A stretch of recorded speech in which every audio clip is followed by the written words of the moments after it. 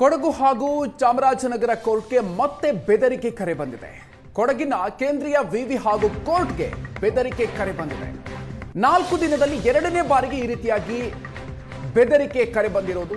ತಕ್ಷಣವೇ ಅಲರ್ಟ್ ಆದಂತಹ ಶಾಲಾ ಮಂಡಳಿ ಮಧ್ಯಾಹ್ನ 2 ಗಂಟೆಯ ಸಂದರ್ಭದಲ್ಲಿ ಬಾಂಬ್ ಸ್ಫೋಟಿಸುವುದಾಗಿ ಇಮೇಲ್ ಬಂದಿದೆ. ವಿದ್ಯಾರ್ಥಿಗಳಿಗೆ ರಜೆ ಕೊಟ್ಟು ಮನೆಗೆ ಕಳಿಸಲಾಗಿದೆ.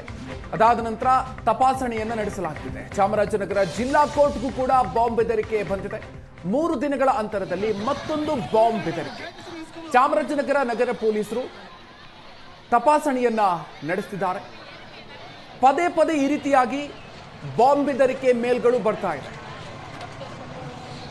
ಜಿಲ್ಲಾ ಕೋರ್ಟ್ಗಳನ್ನ ಗುರಿಯಾಗಿಸಿಕೊಂಡು ಈ ರೀತಿಯಾಗಿ ಬೆದರಿಕೆ ಕರೆಗಳು, ಬೆದರಿಕೆ ಮೇಲ್ಗಳು ನಿರಂತರವಾಗಿ ಬರ್ತಾ ಇರೋದನ್ನು ಗಮನಿಸ್ತಾ ಇದ್ದೀವಿ.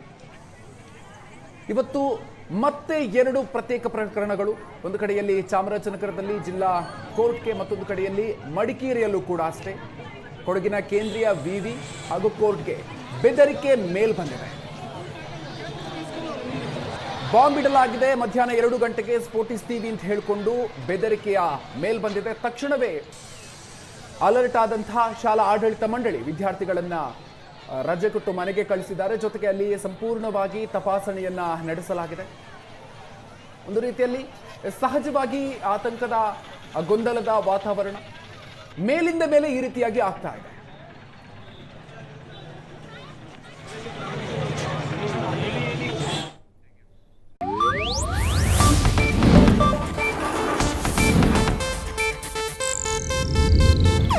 ಇದು ಏಷ್ಯಾನೆಟ್ ನ್ಯೂಸ್ ನೆಟ್ವರ್ಕ್ ಪ್ರಸ್ತುತಿ.